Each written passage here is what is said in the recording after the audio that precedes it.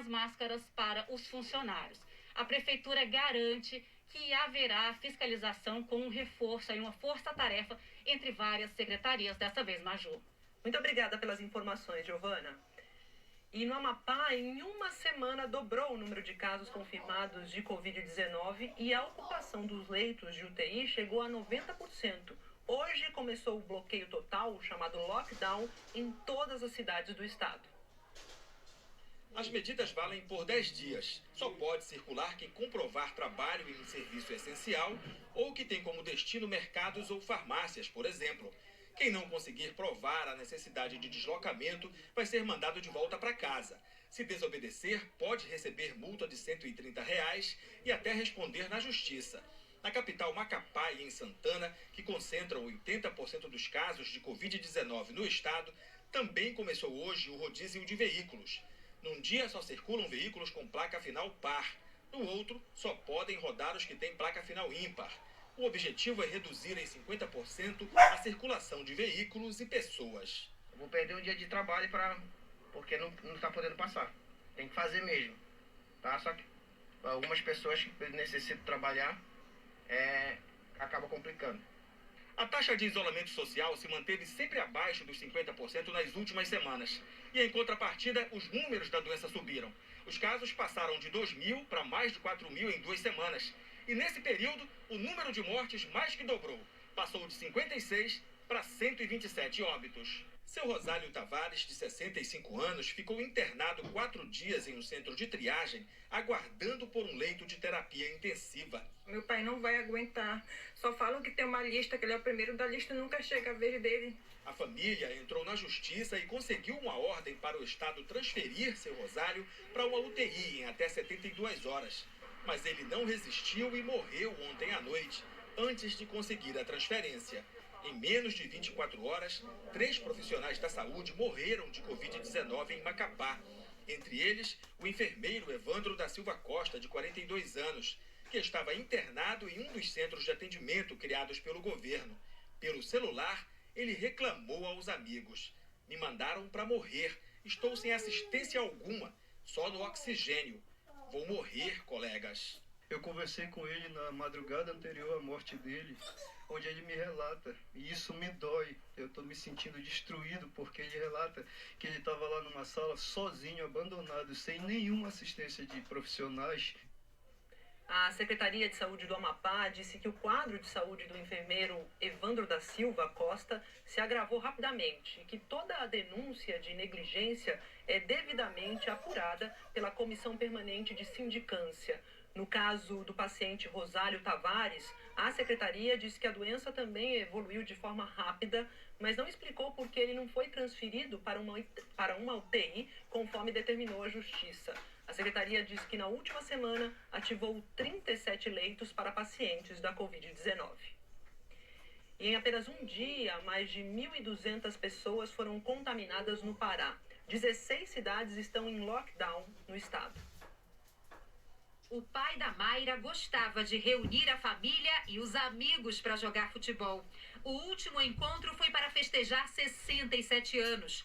Um mês depois, seu Marcos foi internado com os sintomas do coronavírus e não conseguiu se recuperar. Eu perdi meu pai por Covid-19 há um mês de ganhar o neto, que o nome é homenagem a ele.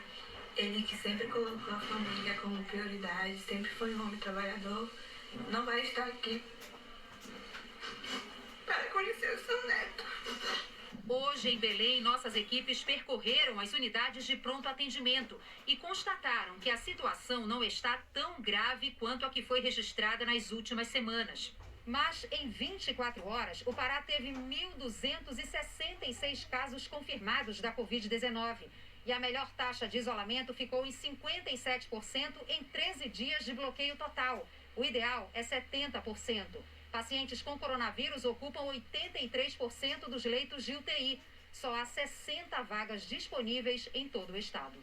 Só ontem o Pará registrou 112 mortes por Covid-19. É quase o dobro do número do dia anterior. E o coronavírus se espalha pelo interior. Outras 6 cidades do interior entraram em lockdown. Ao todo, são 16. As medidas educativas terminam hoje. A partir de amanhã vai ter multa para quem sair de casa sem justificar a necessidade e também para comerciantes de serviços não essenciais que abram as lojas.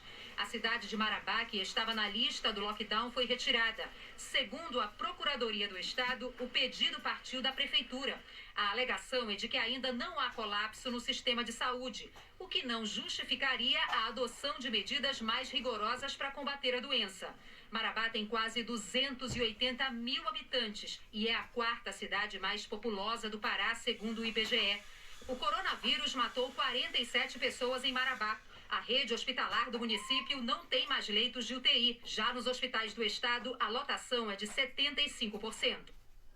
Ainda falando sobre bloqueio total, em Fortaleza, o lockdown termina amanhã. Em todo o estado do Ceará, já são quase 1.800 mortes. Ambulantes trabalhando e gente aglomerada nas ruas. Este é o cenário em alguns bairros da periferia no 11º dia de lockdown em Fortaleza.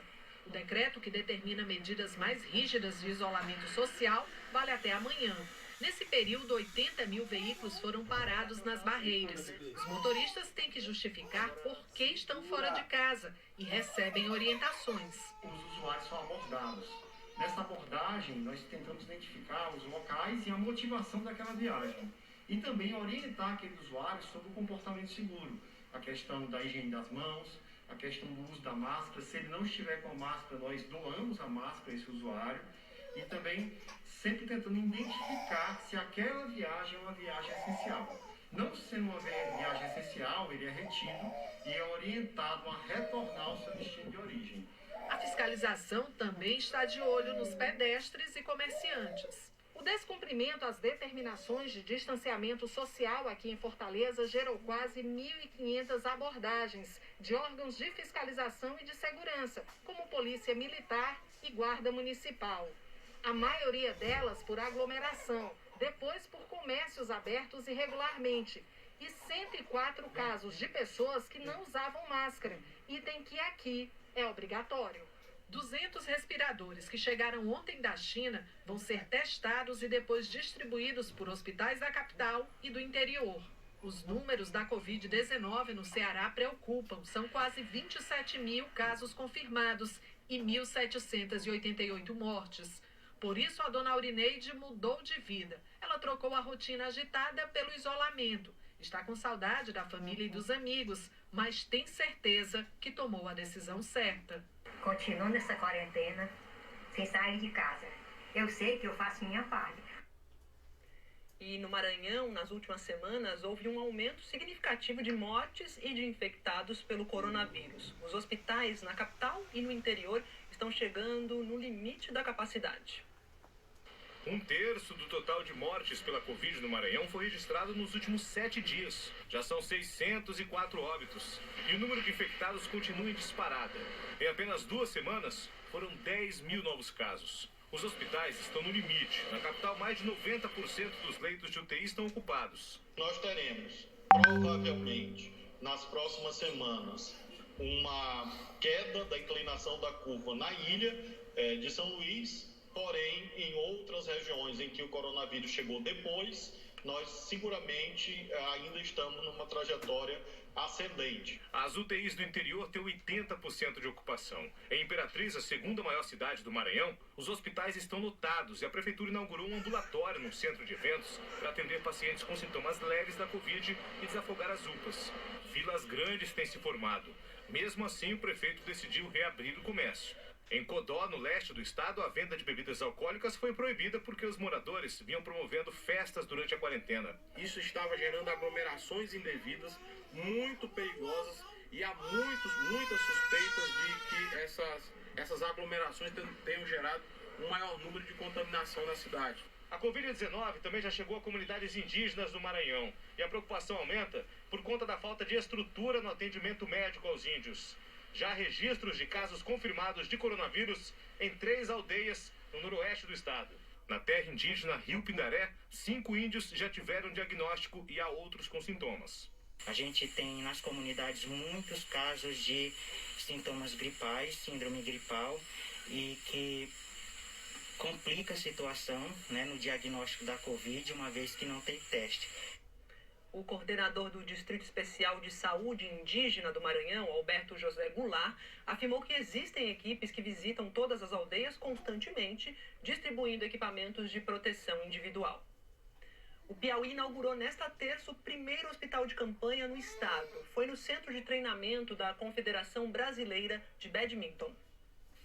O complexo, palco para muitos talentos do badminton no Piauí, agora faz uma pausa. Dá espaço ao Hospital de Campanha Padre Pedro Bausi, o primeiro do Piauí na luta contra a Covid-19.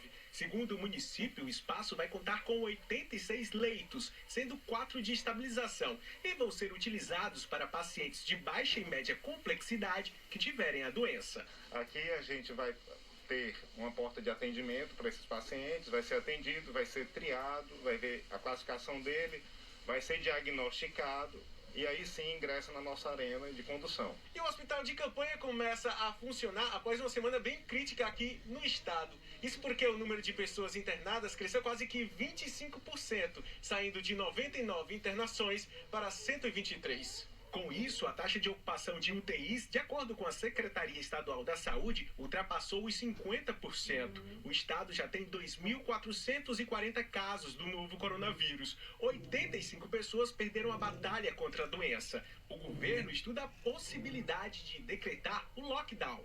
Isso nos remete a uma necessidade de um alerta muito especial. Por quê? Porque nós não queremos entrar em colapso no nosso sistema. Nos vários municípios que estão atendendo com leito para pacientes Covid-19, nós precisamos ali garantir as condições desse atendimento. O estado pretende inaugurar nos próximos dias mais um hospital de campanha. A prefeitura de Teresina também está construindo outros 2. Enquanto isso não ocorre, Valério, que vai coordenar a equipe de enfermagem do primeiro hospital de campanha de Teresina, espera ajudar muitos pacientes a vencerem a doença, assim como ele conseguiu. Eu testei positivo. Graças a Deus hoje eu estou bem recuperado, já que a gente está num local de vencedores, que é o estádio de badminton. E nós temos a total certeza, que muita fé, e nós iremos trabalhar rumo a ajudar a nossa sociedade, a sociedade piauiense e ao nosso Brasil a se recuperar dessa doença. A gente fala agora sobre o número de vidas salvas, porque pesquisadores do Amazonas fizeram as contas de quantas vidas o distanciamento social e o uso de máscaras já salvaram no estado. Ana Cláudia não via a hora de encontrar a família.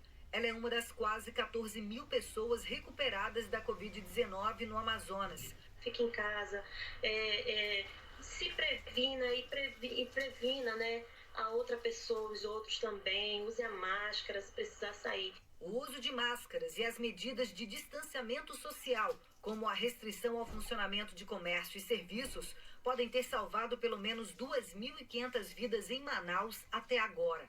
A conclusão é de um estudo da Universidade Federal do Amazonas. O pesquisador disse que ainda não é hora de afrouxar as medidas. Eu poderia até dizer, se a gente for afrouxar as medidas, um segundo pico é essencialmente inevitável, certo? A gente vai ter um segundo pico. Se a gente for afrouxar agora, a gente vai ter. Muitas pessoas ainda circulam pelas ruas de Manaus, mas a maioria usa máscaras. Nas principais unidades de saúde da capital, do lado de fora, o movimento parece mais calmo.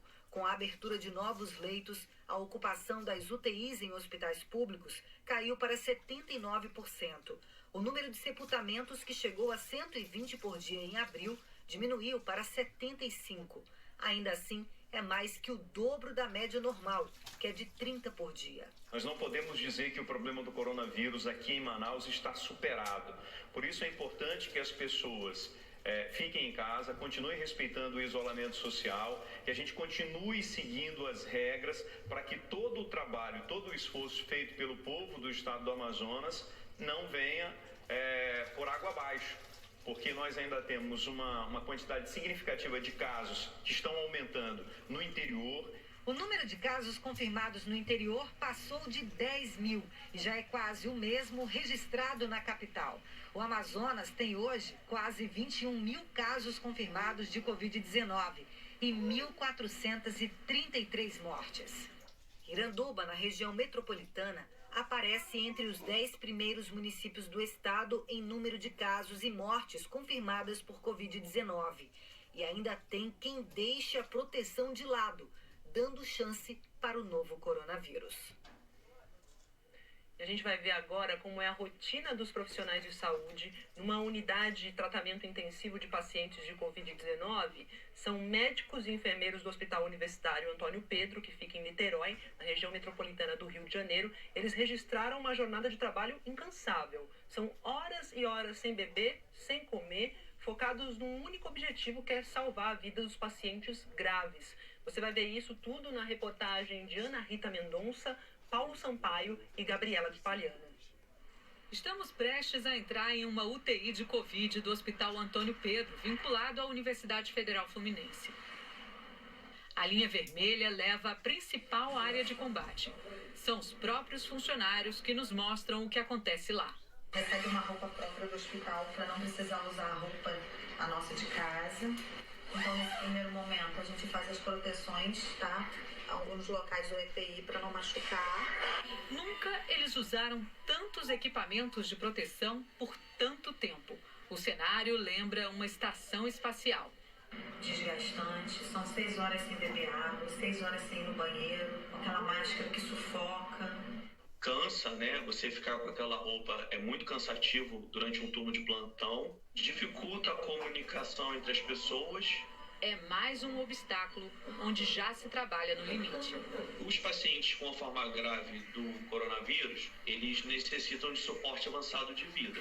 Esse suporte, muitas das vezes, ele não se restringe só à ventilação mecânica. Por que muitos pacientes precisam ir para a hemodiálise? Muitas das vezes, outros órgãos do paciente entram em colapso com a forma grave e ele necessita desse suporte para a manutenção da vida. Então, ainda o paciente passa por uma via arterial, vai na máquina, passa pelo filtro e volta para o paciente.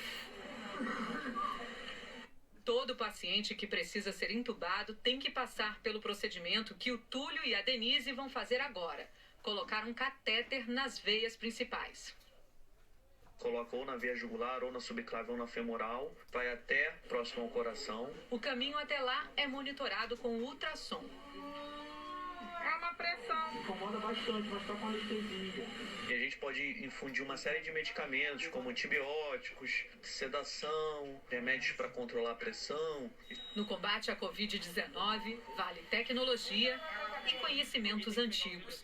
Para colar no braço. Este paciente de bruços está na posição que os médicos chamam de prona. A posição prona é estudada desde a década de 70. Você consegue oxigenar outras áreas do pulmão, reduzir os parâmetros da ventilação mecânica, oferecer menos oxigênio. E a gente costuma deixar o paciente uma média de 16 horas nessa posição. E aí depois tem que mudar.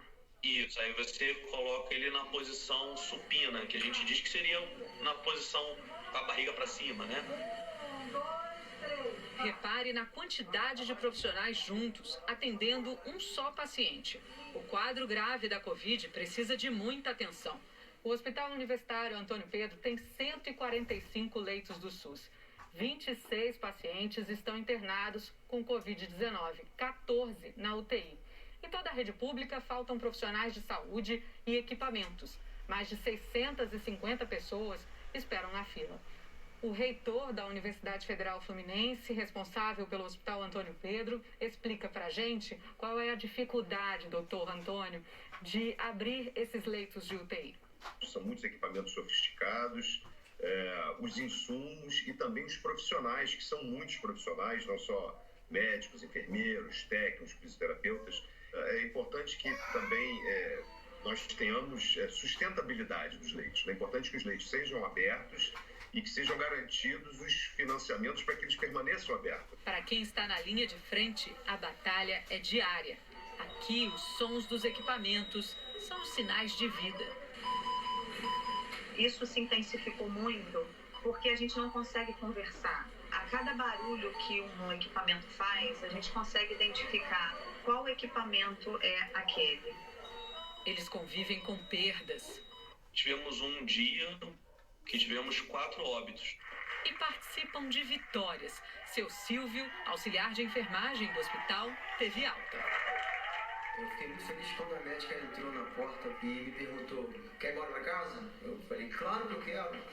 Cara, então eu tô te dando alta hoje.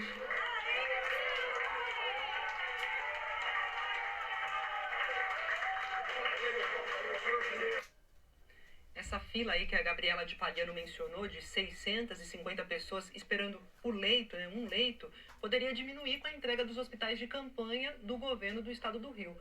Só que essa entrega atrasou. Danilo Vieira vai conversar com a gente, tem as informações ao vivo. Oi, Danilo, boa tarde para você.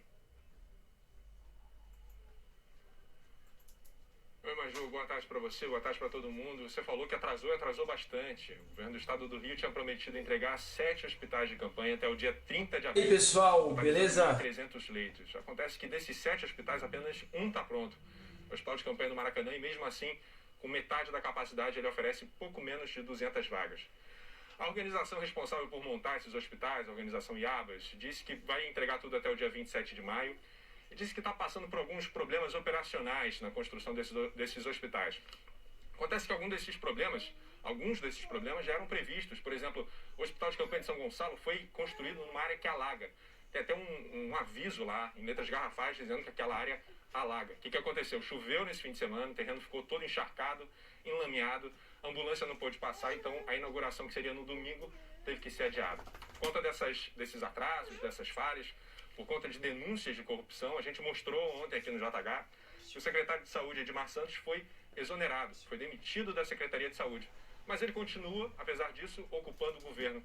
Ele vai assumir a recém-criada Secretaria Extraordinária de Acompanhamento das Ações Governamentais Integradas da Covid-19. Maju. Que nome enorme. Ok, obrigada, viu, pelas informações, Danilo Vieira. O Brasil está na casa das 17 mil vítimas da Covid-19 e no número absoluto de pessoas infectadas só está atrás dos Estados Unidos e da Rússia. A gente vai ver aqui no telão os últimos números, os números oficiais do Ministério da Saúde. A gente tem 16.792 mortes, e segundo os dados do Ministério, ontem o Ministério confirmou 674 mortes novas, sendo que 188 ocorreram nos últimos 3 dias. Há uma semana, a gente vê aqui, olha, de 16.792, há uma semana a gente tinha 11.519 mortes aqui no país. O total de infectados no país chegou a 254.220 infectados no país e novos casos, 13.140 novos casos. Em número absoluto, os casos confirmados aí no Brasil, a gente tem o seguinte, 254 mil, e a gente está atrás apenas da Rússia e dos Estados Unidos, em números absolutos. Passamos Reino Unido, Espanha e Itália. Dos 254 mil infectados aqui no país, mais de 100.459 se recuperaram, isso representa 39,5%. 136.969 estão em acompanhamento, 53,9%, quase 54%, e o número de mortos corresponde aí a 6,6%. E as mortes em investigação que a gente sempre cita por aqui, são 2.277. Esses dados do Ministério. Agora, de acordo com os dados mais recentes das secretarias estaduais de saúde, que são atualizados em tempo real pelo G1, já são mais de 261 mil casos confirmados e 17.375 mortes. A Prefeitura de Belo Horizonte começou hoje a testagem em massa da população. A gente vai conversar sobre isso com o repórter Danilo Girundi para saber mais os detalhes. Oi, Danilo, boa tarde. Conta pra gente como é que vai funcionar essa testagem por aí. Ei, Maju, boa tarde a todos. A Secretaria de Saúde aqui da capital disse que os testes já começaram em pessoas com e sem sintomas da doença, a partir de amostras de sangue. O objetivo é saber como está a circulação do coronavírus em Belo Horizonte e verificar a presença de anticorpos, principalmente entre as pessoas que exercem atividades essenciais. Os trabalhadores da saúde fazem parte do primeiro grupo a fazer o exame.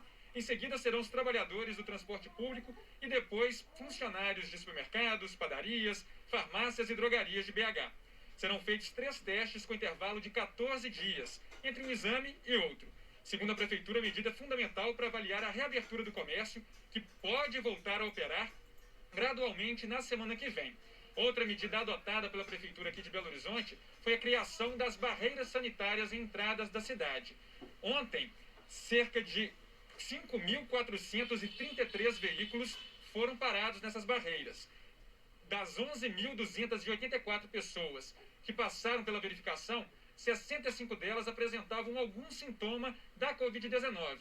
E aí a Prefeitura e os fiscais sanitários encaminharam elas para os centros de saúde. Maju, é com você. Obrigada, Danilo, trazendo informações sobre testagem em massa e também sobre as barreiras sanitárias lá em Belo Horizonte. E um avião com servidores públicos levou o vírus da Covid-19 de volta lá para Fernando de Noronha. A ilha estava comemorando o resultado do isolamento social mais rígido, que tinha zerado os casos por lá. A gente vai saber o que aconteceu direitinho com a repórter Natália Dielu, que vai explicar isso tudo pra gente. Oi, Natália, bem-vinda, boa tarde para você. Boa tarde, Maju. Boa tarde a todos. De acordo com a administração lá do arquipélago, no avião com 32 servidores públicos que chegou no último domingo a Noronha, 12 testaram positivo para a Covid-19. Todos estavam sem sintomas. E eles fizeram testes antes de embarcar aqui no Recife, mas o resultado só saiu quando eles já estavam em Noronha. De acordo com a administração da ilha, esse é um procedimento padrão. Essas pessoas agora estão isoladas em alojamentos e pousadas e vão retornar ao Recife até amanhã no voo fretado. São funcionários, servidores de serviços considerados essenciais, como bombeiros e também técnicos da companhia elétrica que moram aqui no Recife e iam por temporadas a Noronha para trabalhar. Desde ontem à noite, a comunidade faz protestos para pedir que esse grupo de pessoas seja trazido de volta ao continente o quanto antes. Os manifestantes não respeitaram um distanciamento mínimo de 1,5 metro. A gente lembra, né, que Fernando de Noronha passou por um isolamento rígido que durou 25 dias. Os moradores só podiam sair de casa com autorização do governo. Com isso, os casos de Covid-19 tinham zerado por lá. Turista não pode entrar em Noronha desde o dia 21 de março. E por causa desse ocorrido, o aeroporto de Noronha vai fechar totalmente por 2 semanas. Maju? Obrigada pelas informações, Natália. O governador de Pernambuco, Paulo Câmara, do PSB, anunciou que está com a Covid-19. O governador disse pelas redes sociais que recebeu o resultado positivo do teste ontem à noite. Paulo Câmara, de 47 anos, contou que começou a sentir os sintomas e foi aconselhado a fazer o teste. Ele afirmou que vai seguir as orientações médicas e manter o isolamento. Por nota, o governo de Pernambuco informou que Paulo Câmara apresentou apenas sintomas leves e vai ficar trabalhando de casa. Em Palmas, a Justiça derrubou o decreto da Prefeitura que proibia a comercialização de bebida alcoólica durante a pandemia. A lei seca tinha sido determinada pela Prefeitura na última sexta-feira para evitar aglomerações como medida de prevenção ao novo coronavírus. A ação foi questionada pela Associação Comercial de Palmas, alegando que o decreto não possui base científica. Em nota, a Prefeitura de Palmas disse que vai recorrer. Vamos para Curitiba, que recebeu uma ajuda extra para evitar aglomerações em terminais de ônibus e filas da Caixa na luta aí contra a Covid-19. 80 soldados do Exército vão reforçar o uso de máscaras e a importância de manter a distância entre as pessoas. Na guerra contra um inimigo minúsculo, soldados foram às ruas em locais onde o vírus pode fazer muitas vítimas. A ação começou hoje em Curitiba com 80 militares que conferiam o uso de máscaras e a distância entre as pessoas. Em alguns pontos foram pintadas linhas no chão a cada 1,5 metro. As medidas valem desde o mês passado, mas os soldados estão reforçando o trabalho dos fiscais e guardas municipais. Muita pessoa assim, às vezes grudada na outra, assim, daí isso daqui está ajudando muito. Além de orientar os passageiros a manter distância entre eles, os soldados também garantem que o ônibus saia do terminal antes que fique cheio. A orientação da prefeitura é que a lotação seja de no máximo 50% do veículo. Mas nos horários de pico, o que se vê são ônibus bem cheios. O ônibus vem lotado, né? Então teria que, acho que a prefeitura colocar 2 ônibus no mesmo horário, tá? A frota foi reduzida em 30%. De acordo com a prefeitura, o número de passageiros está menor. Mas ônibus extras podem ser colocados em horários de pico em algumas linhas. Mesmo assim, é difícil controlar o número de passageiros em cada veículo. Para que a gente pudesse fazer esse controle, nós teríamos que ter agentes dentro de cada ônibus, o que hoje é impossível, né?